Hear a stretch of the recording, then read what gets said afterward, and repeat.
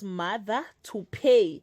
Hello everyone, welcome back to Sunny Live Trend. Thank you so much guys for tuning in. I'm here to update you of what's going to happen on iTonga from the 16th to the 28th of June 2025 on Monday.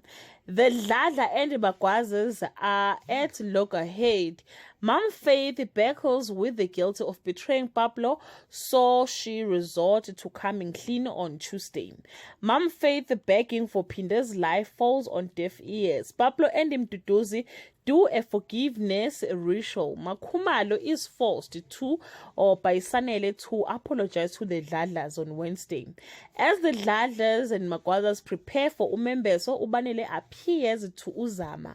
Mduduzi wants Pinda and Mom Faith dead, or wants Upinda, no Mom Faith dead, as Pinda gears to escape the Ndanzi compound on this day.